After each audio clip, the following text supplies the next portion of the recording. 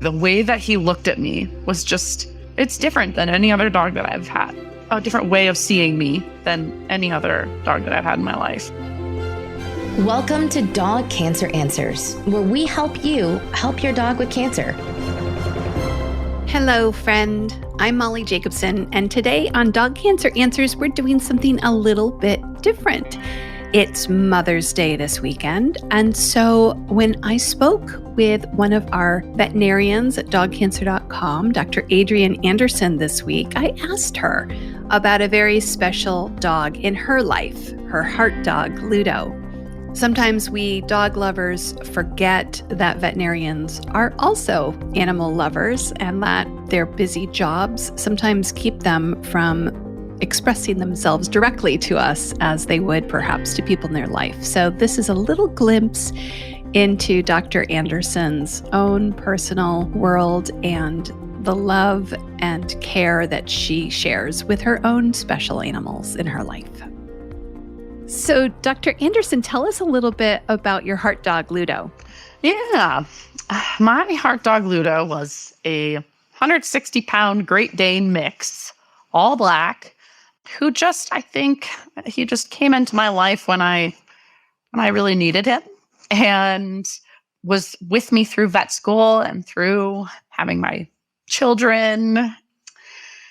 And he had I just think there are some dogs that you have in your life, or a dog that you have in your life that touch you in a way that really changes you for life. And I think while many dogs in our life do this in one way or another, I think a lot of people would agree that there will often be one that there's something maybe even indescribable that they did for you that will have such a lasting impact. And he was that. He didn't pass from cancer, but he had a disorder of he had laryngeal paralysis. So he wasn't able to swallow and not inhale his food. Oh. And so he just got repeat pneumonia over and over and over in the last year and a half of his life. And at a point didn't have any more antibiotic options. And so had to humanely euthanize him. And I did it myself. I euthanized him myself. Wow. Which I don't know that I would ever do again necessarily, but I was his person. And so I felt that I owed it to him and that he would be the most at peace if he could experience it that way. So my heart dog Ludo had a way of touching my life in many different ways. Wow. Sometimes when people talk about their heart dog, there really isn't anything to say. It's really just a kind of a space like a space that they create. And I think anybody who's had a heart dog or a dog, but especially that heart dog that just speaks to you. And for me, it's like my heart dog Kinga, she saw who I was and she loved me as I was. Yeah. Just that unconditional love is so phenomenal to receive. It is. It's like nothing else. And I think I totally agree. The way that he looked at me was just, it's different than any other dog that I've had. A different way of seeing me than any other dog that I've had in my life. And I've had dogs since I was born, pretty much. So, yeah. So when did Ludo pass? He passed, I guess 2 years ago, around now, actually. Yeah. Do you have any advice or encouragement for those who have recently lost a dog about what it's like to recover from that grief? I don't know if recover is the right word. How to cope. Move through it or process. And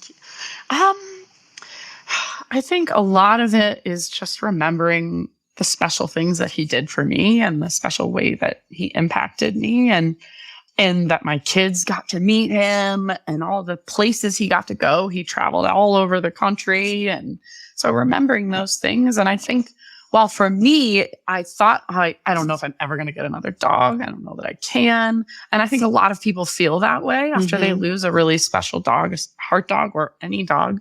I didn't realize how healing it would be to get another one until I did. And I think that's a hard thing to come to. But for me, it was very therapeutic and helpful to get the next dog. Yeah. They give us so much. And there's a point at which we want to start giving it back again. Yeah. Dogs appreciate our care and attention so much. They do. Often more than humans do. Yeah, exactly. And I think realizing like I can love this other dog in a different way, and that's special too. I think that is hard to conceive of when you're not feeling it, when you're grieving. It's hard to realize that. But then when they're in front of you, you find a new kind of love and know it will never be the same, and it's going to be different, but it's going to be special in its own way. And that is healing. I had a very special grandmother, and everybody has a special grandmother. But my Grammy used to say she had I've never been able to accurately count. I could if I had to, but all of her grandchildren, there's a lot of grandchildren. And she would say, I don't know how many there are of you, but I have that many hearts. That is amazing.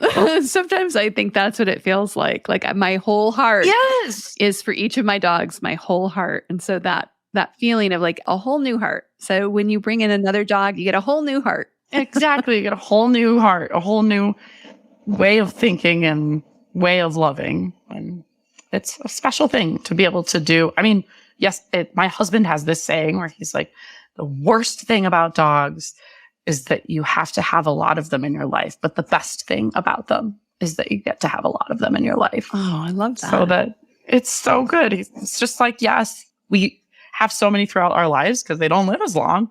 But that means we get to love that many times over and experience those relationships so many times over. And that's a lucky thing that we get. Thank you, Dr. Anderson. My pleasure. This has been wonderful to talk to you about your heart dog, Ludo. Thank you. Thank you. And thank you, listener. Go hug your special dog right now and give them a nice little pet from all of us here at Dog Cancer Answers. You can see some of the work that Dr. Anderson has been doing with us at dogcancer.com, and you will be hearing more from her and other veterinarians on our team on this podcast in the coming weeks, months, and years.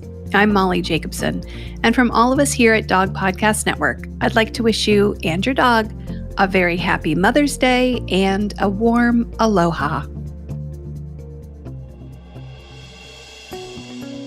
Thank you for listening to Dog Cancer Answers. If you'd like to connect, please visit our website at dogcancer.com or call our listener line at 808-868-3200. And here's a friendly reminder that you probably already know. This podcast is provided for informational and educational purposes only. It's not meant to take the place of the advice you receive from your dog's veterinarian. Only veterinarians who examine your dog can give you veterinary advice or diagnose your dog's medical condition. Your reliance on the information you hear on this podcast is solely at your own risk. If your dog has a specific health problem, contact your veterinarian. Also, please keep in mind that veterinary information can change rapidly. Therefore, some information may be out of date. Dog Cancer Answers is a presentation of Maui Media in association with Dog Podcast Network.